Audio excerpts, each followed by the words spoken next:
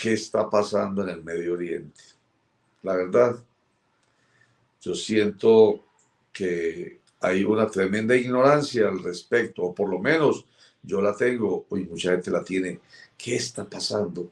¿Por qué finalmente Estados Unidos e Israel tomaron la decisión de atacar a Irán? Mejor dicho, para no especular, hemos invitado a una persona que sabe, el doctor Pedro Juan González, analista internacional, catedrático. Doctor Pedro Juan, qué rico que esté con nosotros aquí en Clickracia. Bienvenido. Un muy afectuoso saludo, apreciado Roger, y a los compañeros de la mesa. Mil gracias por la invitación para que conversemos de un tema que hay que manejar con pinzas por la gran desinformación que tenemos. Si nos da brega saber qué pasa en Venezuela de verdad, ahora qué pasará por allá con restricciones del interior y del exterior. Así es, sí, señor. Estuvimos escuchando hace unos días que había como unos acercamientos del presidente Donald Trump con Irán y que entonces como queriendo llegar a un acuerdo, pero entonces a uno le sonaba como, y bueno, ¿y qué tiene que ver Estados Unidos ahí? ¿Por qué se quiere meter allá?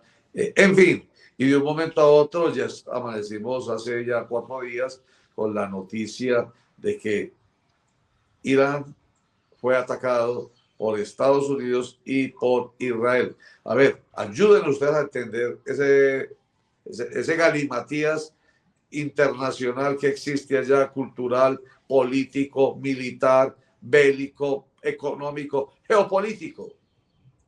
Pues, apreciado Roger, has utilizado todas las expresiones posibles para describir lo que está pasando allá.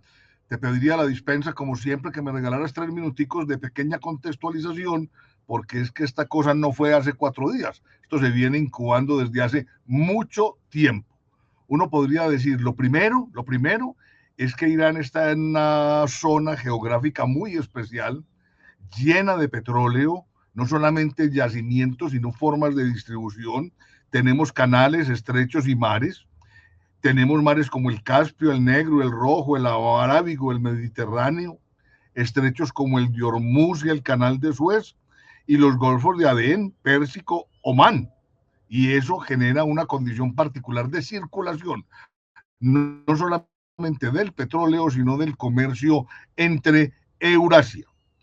Ahora, no estamos hablando de una nación que recién apareció. Es que cuando uno habla de los persas, uno se va de los iraníes, uno los debe asociar con los persas que se remontan pues hace milenios, milenios y milenios como imperio.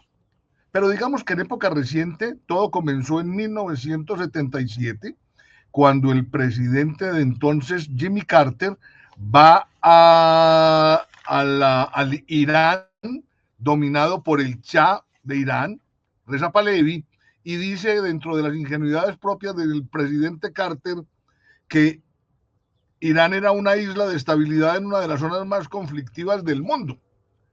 Y a los poquitos días comenzó la revolución islámica, cae el Shah y se instaura una teocracia. En eso yo invito, Roger, a todos los que estamos interesados en el tema, ante todo a ser respetuosos y reconocer que ese sistema político es distinto a cualquiera que conozcamos. Nos da brega entender cómo funciona una democracia, ahora una teocracia. Voy a poner un extremo que es un ejemplo que es extremo, apreciado yo, Roger, y me vas a disculpar, pero es como para ejemplificar. Nosotros tenemos una constitución política que la mayoría de los ciudadanos no ha leído. Imagínense que mañana la constitución de Colombia se va a cambiar y se va a cambiar por el Evangelio según San Marcos.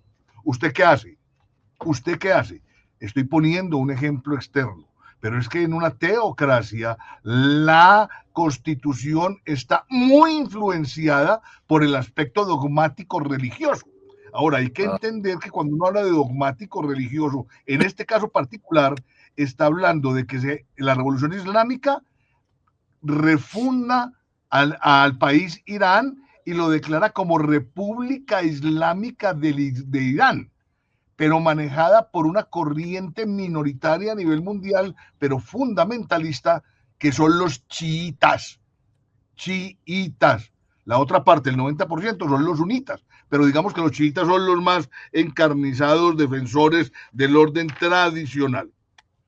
En 1989 muere el primer ayatollah, que es Khomeini, y en el 2001 pues pasa una cosa muy especial, y es que acuérdense de las Torres Gemelas, que eso como que parte en dos para la época moderna, la historia y el tratamiento a Medio Oriente. Fijémonos en algunas fechas históricos, no me voy a demorar. Entre 1980 y 88 hay una guerra de Irán contra Irak, complicada.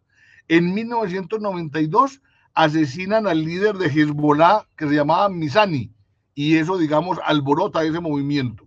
En el 92 también, como venganza, la yihad islámica ataca la embajada israelí en Buenos Aires. Entonces ahí es donde uno empieza a hablar de cosas globales. Y ahí la cosa se enreda y coge proporciones distintas. En el 2011 se da la guerra civil siria.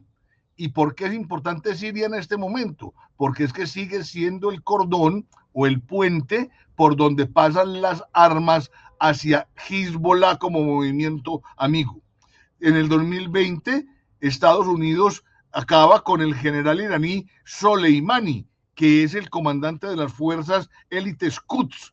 En el 2020 es asesinado el jefe del programa nuclear iraní, no lo sé pronunciar, Farizadeh. En el 2021 empiezan los ataques de Irán hacia Israel a los barcos que pasan por el Golfo de Omán y viceversa.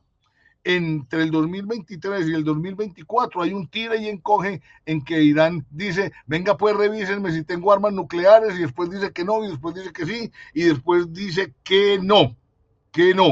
En el 2024, acuérdense que Israel ataca el consulado iraní en Siria. También el 13 de abril Israel ataca con drones a Israel, primer ataque directo, no indirecto, a través de sus socios.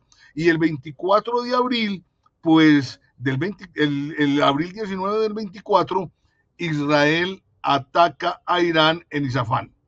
Fíjense que es una cronología muy complicada, pero es una cronología que nos demuestra que hay un antes y un después, en época moderna, apreciado Roger, con respecto a la instauración de la República Islámica de Irán por parte de la corriente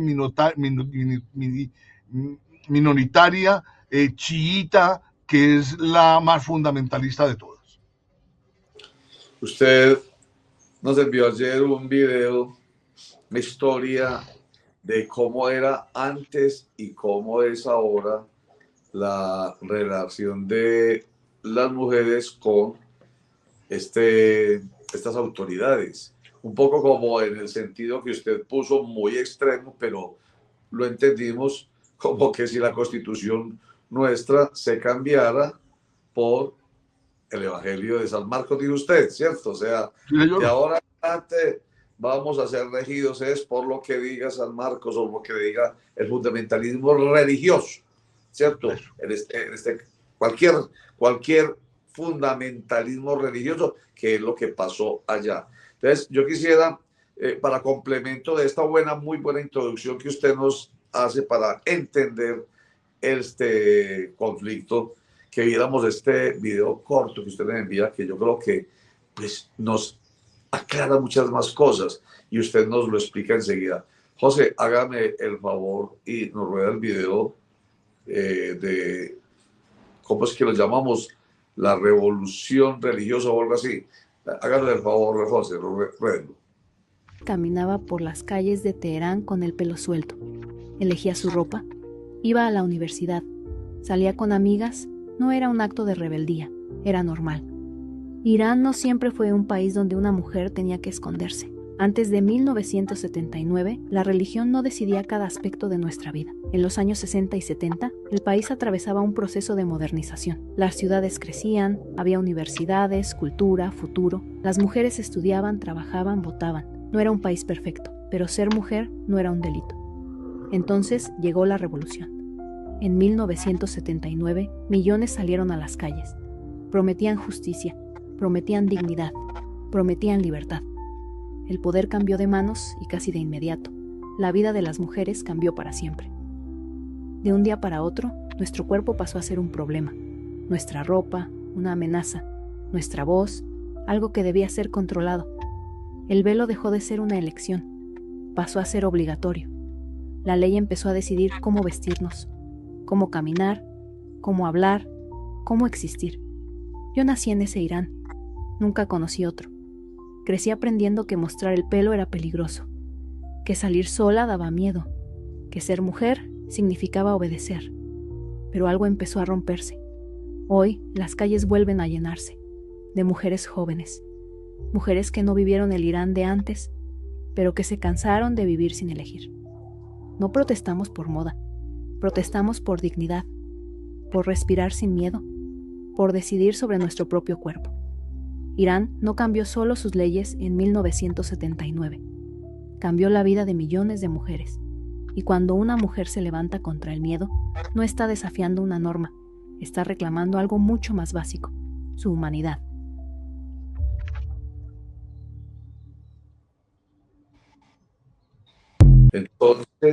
Entonces, vemos este video, nos lo va usted a explicar enseguida, pero es que yo quisiera, pensando en la mano de Estados Unidos, yo quisiera o quería saber, pensaba yo, ¿será que Estados Unidos está apoyando a las nuevas generaciones de Irán que quieren romper las cadenas, liberarse de esa opresión que existe por parte del nuevo régimen?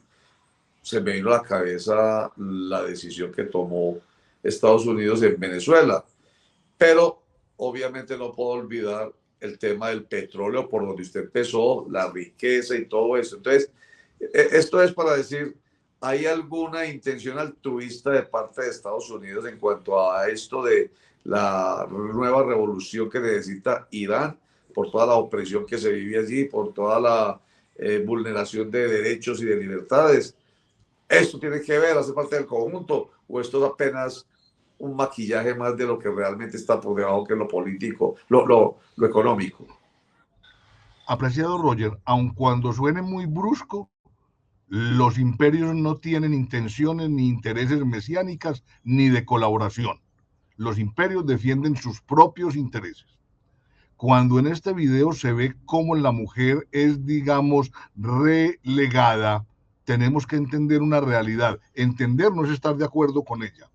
Cuando se fijaron los objetivos del milenio de la ONU, cuando se fijaron después, a partir del 2015, los objetivos de desarrollo sostenible, hubo unos puntos que no fueron aprobados por la mayoría islámica, que tenían que ver básicamente con la igualdad, respeto y trato igualitario a la mujer.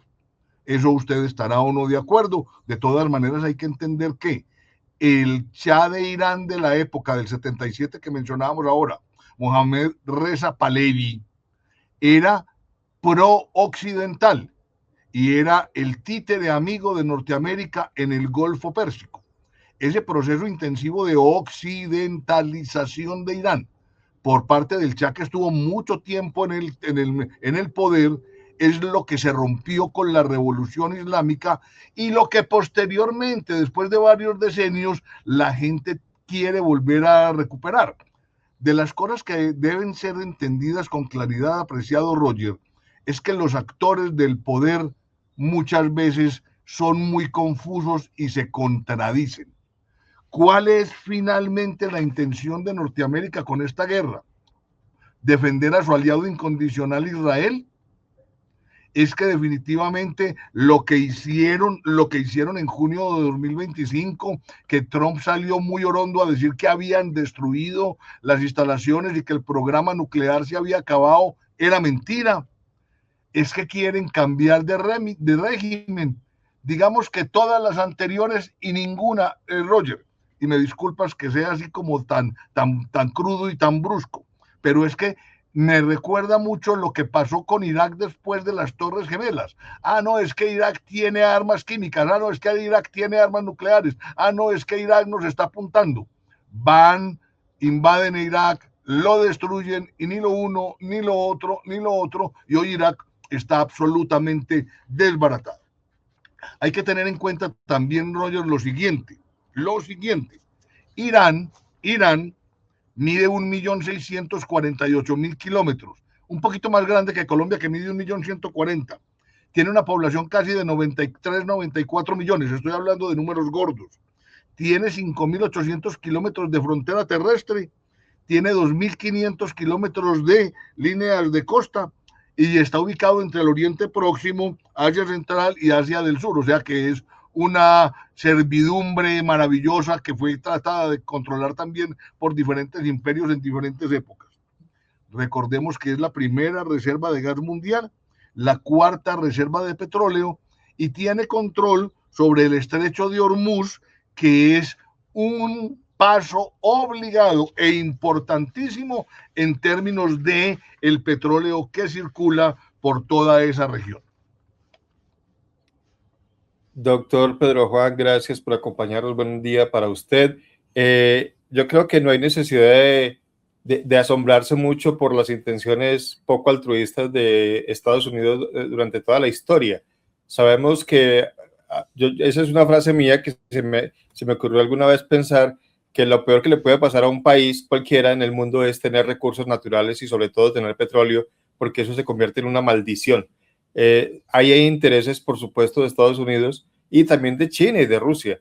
Y entonces yo quiero hablar un poquito de esa historia del Shah, de los Shahs y luego la llegada de los ayatolas.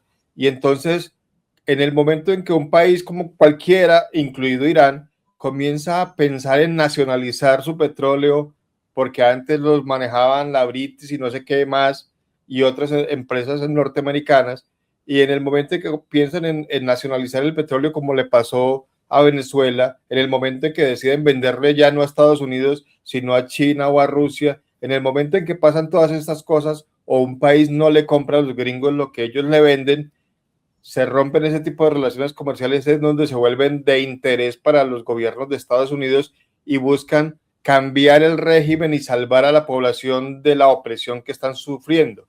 Es eso básicamente lo que pasa y lo que ha pasado en muchos países y pasa ahora en Irán. Tal cual, como dice el apreciado Germán, con mi abrazo de buenos días. Es eso, uno pasa rápidamente de ser el mejor amigo al peor enemigo, ¿cierto? Simplemente porque los intereses no coinciden. Ahora, hay ejemplos muy notorios y muy próximos de países que han logrado nacionalizar sus recursos y a su vez mantener unas relaciones, digamos, respetuosas.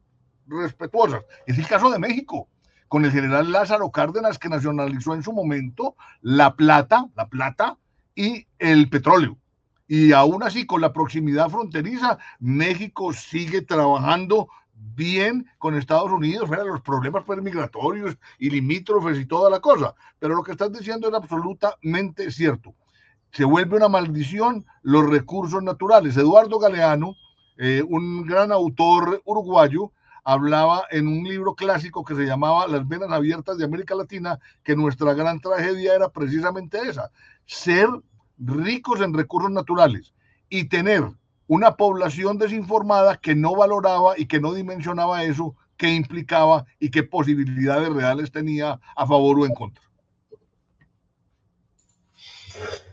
Doctor Pedro Juan, qué gusto tenerlo de nuevo aquí y aprovechar sus vastos conocimientos. Yo quisiera plantearle como tres daticos de Irán. Primero, se disputa, según algunos historiadores, como ser la nación más antigua del mundo. Estamos hablando más o menos de un periodo entre 3100, 3200 años antes de Cristo. Se lo disputa con Egipto. Algunos dicen que fue primero Irán, después Egipto.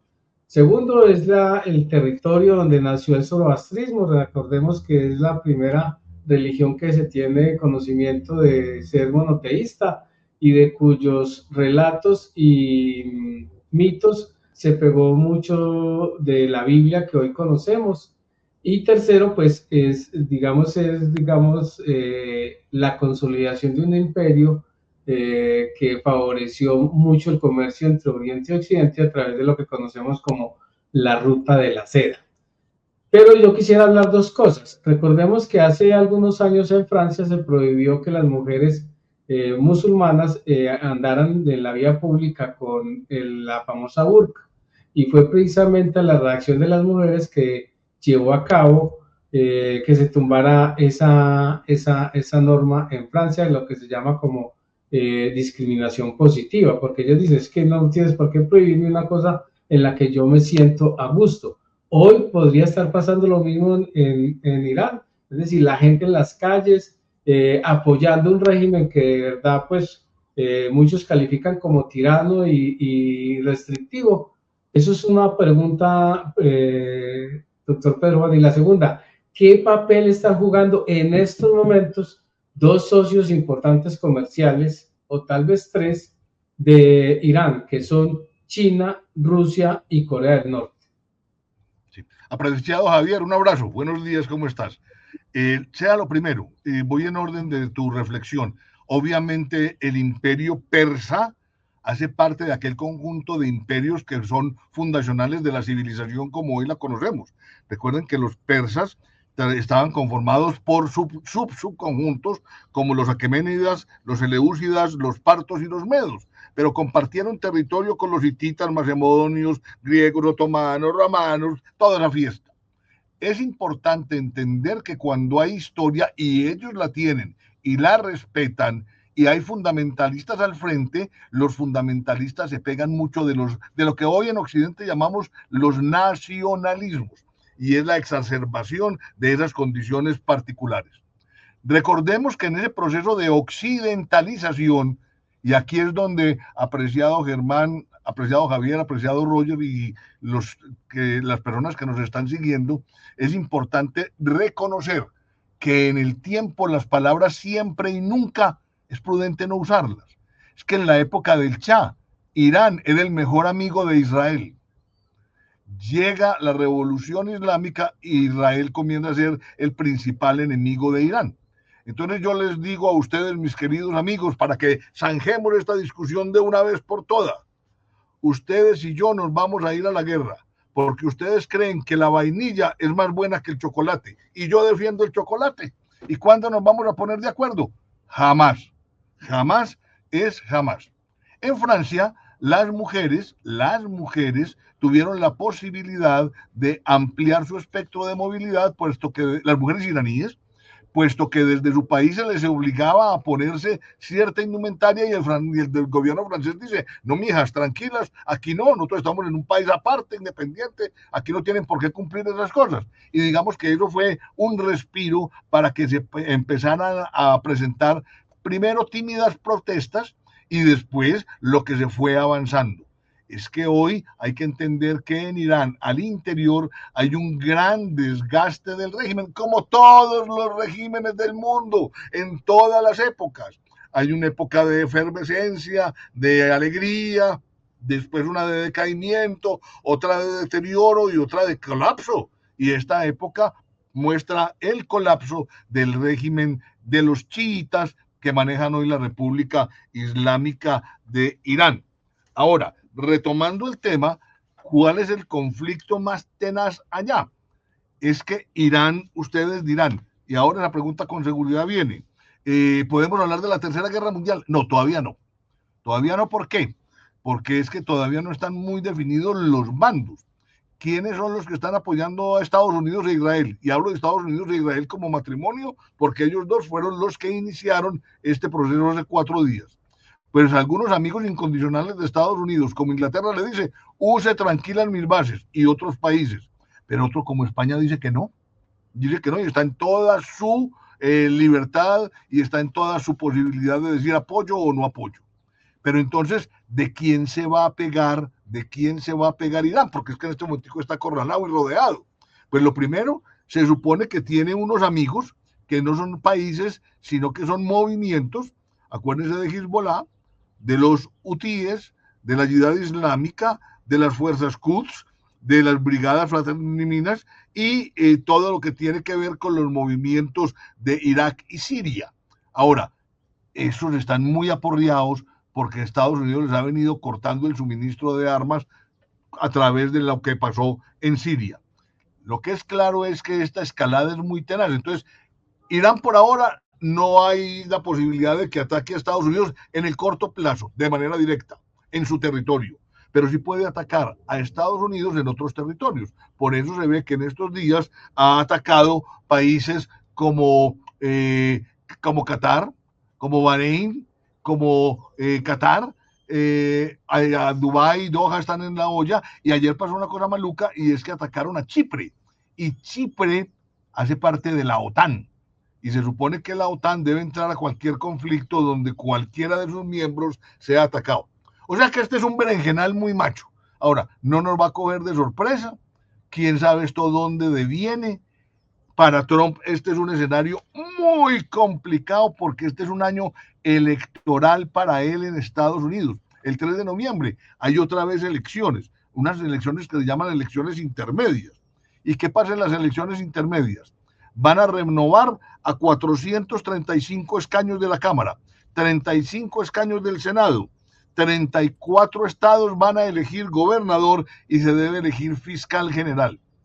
Ahora, no todo es color de rosa para el señor Trump.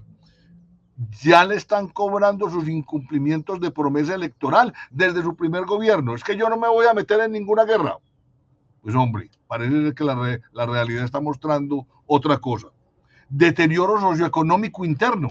Es que hay unos, como en economía, hay unos indicadores que van bien y otros que no van tan bien. Pero hay gente que está pasando maluco, sobre todo porque él ha restringido recursos para la atención de los aspectos sociales, económicos más elementales, por ejemplo, como la salud, al tratar de desmontar el Obamacare. Lo otro, lo que le pasó la semana pasada, que él no contaba con eso, que la Corte Suprema de Justicia le dijera, no señor, ese decreto sobre aranceles no es correcto, hay que hacer una cosa distinta. La no conclusión de conflictos como el de Ucrania, ¿cómo así? Ya cumplió 4 años. Entonces, ¿qué hizo él? ¿Mandarles un pastel o qué? Porque es que él dijo que en 15 días acababa con esa cosa. Lo otro, el distanciamiento evidente de Europa, sus proyectos expansionistas, porque él distrae todo lo que pasa adentro con propuestas extrañas hacia afuera, y las inocultables intervenciones militares tanto en Venezuela como en Irán. Ahora, hay una gran coincidencia también, y vuelvo a hablar del petróleo, apreciado Roger. Es que el petróleo es el que marca la parada. Entonces, no ataca a Irán hasta que tiene control sobre el petróleo de Venezuela, ¿cierto? Porque es que uno no puede soltar un bejuco sin tener el otro cogido. Y eso es lo que ha hecho el señor Trump, y de manera muy astuta. Doctor Pedro Juan, bueno, creo que quedó pendiente una respuesta para Javier antes de hacerme las preguntas mías. Él preguntaba sobre los socios China, Rusia y Corea. Perdón, Javier, discúlpame, pero me emociono con la otra cosa.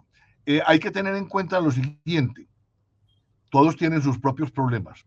Ni qué decir de Rusia con lo que le pasa con Ucrania y cierto aislamiento. Además, ciertos problemas internos que también tiene Putin. Lo de China sí para mí no es ninguna extrañeza. Él mira los problemas de lejos. Él sabe que él continuará y los demás pasarán. Sus 6.000, 7.000 años de historia se lo permiten. No van a entrar a jugar a no ser pues que los toquen de manera directa, que ahí sí la reacción no se imagina uno cómo podrá ser. Ahora, todo podría llegar a generar que se den las condiciones para que de una vez por todas Rusia se quede con Ucrania por estar distraídos los otros, y que entonces China coja Taiwán. Y eso sí es otro análisis, otra realidad y otra cosa muy compleja. Usted nos decía, profesor, hace un momento o se preguntaba si Estados Unidos había mentido cuando dijo que había acabado con la posibilidad de que Irán desarrollara armas nucleares. Eso fue el anuncio que hizo el gobierno de Donald Trump, y ahora resulta que la excusa es que tienen armas nucleares y que se violan los derechos civiles, etcétera, etcétera. Y es muy curioso, y la respuesta para mi juicio, y es mi opinión, es que claro que mintieron, por supuesto. Lo mismo que pasó con Irak, con las armas de destrucción masiva que nunca aparecieron. Y es muy curioso, doctor Pedro Juan, que se invada un país, se ataque un país porque tiene armas nucleares, y quienes lo hagan son precisamente países que sí las tienen, porque eso está prácticamente comprobado. Eso es algo que uno no entiende y no le cabe en la cabeza por qué se permite ese tipo de cosas. Eso por un lado. Y por otro lado, hablar del régimen, de la violación de los derechos civiles, que las mujeres, etcétera, etcétera. Pero entonces aparece Arabia Saudí o Saudita. Es que no es peor Arabia Saudita, que a las mujeres inclusive no las dejan andar solas, sino con la tutela del marido, etcétera, etcétera, que ni siquiera manejar carro podían, y una cantidad de cosas, y el caso aquel emblemático del periodista Khashoggi, Jamal Khashoggi, que fue asesinado, desmembrado en una embajada, y no pasó nada. No pasa nada porque es que esos son amigos de Estados Unidos y el petróleo circula, pero la misma cosa con otro país, ahí sí aparecen lo de las armas nucleares y lo de la violación de los derechos civiles. Completamente de acuerdo, Germán, es imposible decir que no. Ahora, esto suena muy crudo bajo el análisis geopolítico. Es que el poder es para poder. Ahí no importan contradicciones o no contradicciones, verdad o no verdad, acierto o no acierto. Recordemos que con las Torres Gemelas pasaron dos cosas. Empezó una figura que llamó la guerra preventiva de Bush contra el terrorismo, y atacaron a Irak, Siria, Libia y Yemen, y hoy están vueltos chicuca.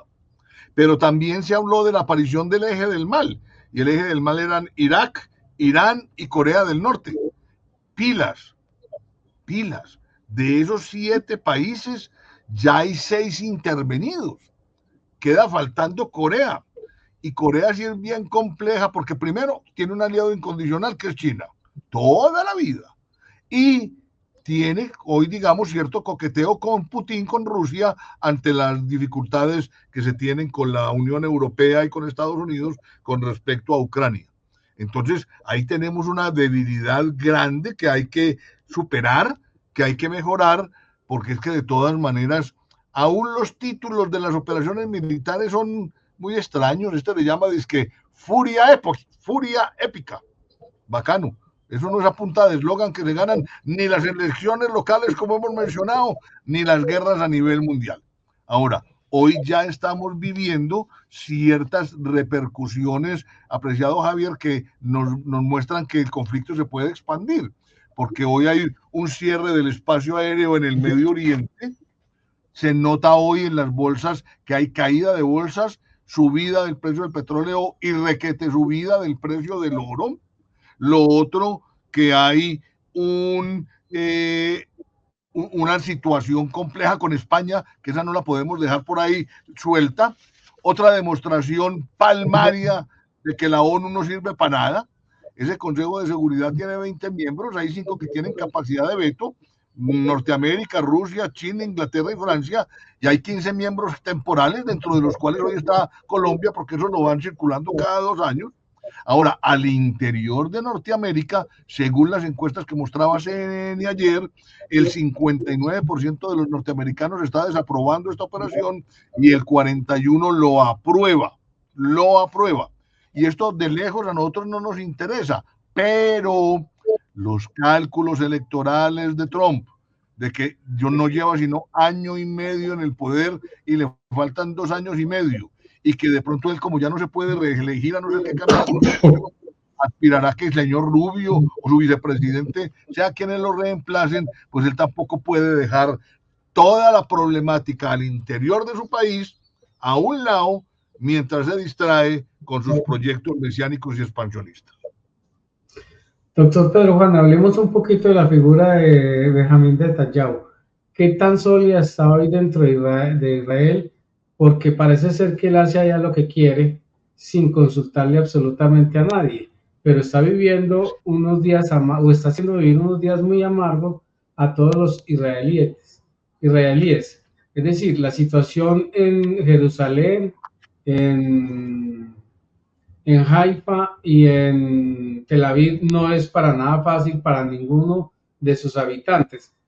¿Cuál cree que es hoy la posición política o el estatus político o su verdadero poderío de Benjamín Netanyahu en Israel y todo lo que ha acontecido en los últimos meses? Porque lo de Gaza también, me imagino, le provocó un desgaste importante. Apreciado Javier, es muy importante tu pregunta. Pilas. Netanyahu venía con problemas internos desde antes de Gaza. acusado de corrupción y de uso excesivo del poder, violar pues las atribuciones legales. Hay que entender que mientras Netanyahu ha tratado de mantener la pluralidad en las decisiones, algo que se le critica a Norteamérica es que ya se ha metido en 2 conflictos sin pasar por el Congreso norteamericano, y eso se lo van a cobrar tarde que temprano. A Netanyahu le sirvió Gaza, o le ha servido Gaza, para distraer un poco la opinión pública, porque es que él estaba a puertas de ser juzgado y destituido antes de Gaza. Después, cuando se logra esa paz tan relativa, y este señor Trump va al Congreso israelí, en Israel, pues ese empujón favorable que le da es importantísimo para él, porque es que Trump le dice con su desfachatez al Congreso: a este hombre hay que reelegirlo, este es un héroe nacional, este los está salvando de todo lo que está pasando, y yo lo apoyo a él y yo lo apoyo a ustedes, ¿cierto? Entonces digamos que hay una troika importante. Ahora, ¿será que entonces Netanyahu necesita guerras para seguir sosteniéndose? Es muy posible. Ahora, en esto, señores, es muy importante, y lo hemos insistido en algunas conversaciones, hay que ponerse en los zapatos del otro. Los intereses de cada uno son válidos, legítimos, legales, ilegales, lógicos o ilógicos, pero son sus intereses. Si Netanyahu considera que es que lo que se hizo hace un año en junio de destruir parcialmente, porque parece ser que fue parcialmente y no totalmente, las fábricas de producción y de enriquecimiento de uranio, y que ahora Irán estaba no solamente reconstruyéndolas, sino aumentando su arsenal de misiles tácticos y misiles del otro tipo, pues ahí lo que hay que entender es que, hombre, yo ataco para que no me ataquen. Eso se llama guerra preventiva. Y recuerden que la diferencia entre un misil tradicional táctico es que tiene, digamos, el recorrido de un avión. A cierta altura se dispara, avanza y cae. Pero el misil balístico, ese sí es más complicado, porque ese se va para la atmósfera y de la atmósfera coge impulso y baja en redondado como a 30.000 kilómetros por hora, y es muy difícil de detectar por los radares o de reaccionar oportunamente para detonarlo antes de que haga impacto. Bueno, doctor Pedro Juan González, muy amplia la explicación que usted nos da, un último comentario sobre ese enanito o no, chiquitico o no, país que se llama Irán desde el punto de vista del armamento, pues porque eso como en el caso de Irak, se ha utilizado esa excusa, pero estamos escuchando que ha habido respuesta con esos precisamente misiles balísticos a diferentes objetivos, incluso en Israel, allá en pleno Tel Aviv, allá buscando incluso la guarida, entre comillas, como lo oí en estos días, de Netanyahu. Y además usted lo comentó ahorita, las embajadas en otros países, o sea, está reaccionando y tiene con qué. Eso hace de pronto la diferencia. No se está metiendo con cualquier chiquito, no es Venezuela al que van y le extraen a su presidente y nada pasó. No es incluso Irak, puede ser incluso una pelea con alguien de mayor tamaño. Completamente de acuerdo, apreciado Roger, completamente de acuerdo. Es que Irán, pues por ahora no se sabe cuál es la calidad y capacidad real de su armamento. Lo que sí se sabe, porque lo ha desplegado y lo ha utilizado, es que tiene unos misiles muy importantes. Ahora, hay un principio geopolítico que no se nos puede olvidar, Roger, y es aplicable aún para la vida personal. No hay enemigo pequeño. No hay enemigo pequeño. Uno no sabe, bajo una figura que se llama efecto mariposa, si una causa chiquita tendrá consecuencias chiquitas o grandototas. Y si una causa grandotota tendrá efectos chiquiticos o grandototes. Eso es lo que hoy habla de la teoría de la incertidumbre en términos probabilísticos. Sí, señor. Muy bien. Doctor Pedro Juan González, vamos a dejar la conversación por hoy. Digamos que como que si estuviéramos dándonos el tiempo para digerir, porque la verdad, esto es una historia de allá. Usted lo dijo al principio. No sabemos realmente lo que pasa aquí con el vecino país, en esencia, en su realidad. Ahora esa historia que además es milenaria y todo lo que pasa por allá tan lejos, porque hemos oído hablar de la guerra del Medio Oriente hace mucho tiempo, pero nunca hemos tenido la suficiente claridad al respecto. Entonces usted hoy nos da algunos acercamientos que creo que nos permiten sentirnos tranquilos, llenos, pero para digerir, porque todavía hay que digerir más y entender más. Y entonces de pronto esperemos a que la semana entrante algo ocurra y lo volvemos a molestar. Ojalá esto se acabara rápido, porque lo que han dicho Donald Trump y su secretario de Estado de Estados Unidos, Marco Rubio, es que esto es rapidito, esto acaba rapidito, esto no va a durar, no saben cuánto, pero que no va a durar mucho tiempo. Pero hoy van 4 años del conflicto con Ucrania y Rusia, y con usted también lo comentamos, y se suponía que eso acaba rapidito, porque Ucrania pues es un paísito ahí chiquito en torno a ese monstruo que es Rusia, y no, señores, ahí sigue el conflicto 4 años después. Entonces, doctor Pedro Juan, qué bueno que haya estado con nosotros, y lo volveremos a molestar la demanda de Dios mediante. Con el mayor de los gustos, el apreciado Roger, ojalá que la cosa de verdad se resuelva rápido, porque esto uno no sabe dónde puede llegar a acabar. Sí, señor, pero no da para tercera guerra mundial, queda claro. Por ahora, no, por ahora, no. Yo diría que hay países temerosos de anunciar su respaldo a Irán ante estas coyunturas, pero que tiene amigos, tiene amigos. Todos tenemos amigos, todos tenemos enemigos. Claro. Y no hay enemigo chiquito. No hay, no hay. Listo, señor, muchas gracias. Felicidades. Un abrazo para usted y para todos los compañeros de la mesa. Muchas gracias. Pedro Juan González, catedrático, analista internacional, lo tenemos siempre acá como nuestro invitado de cabecera, porque es muy claro como catedrático, precisamente tiene toda la pedagogía y toda la facilidad para ayudarnos a entender estos conflictos que la verdad son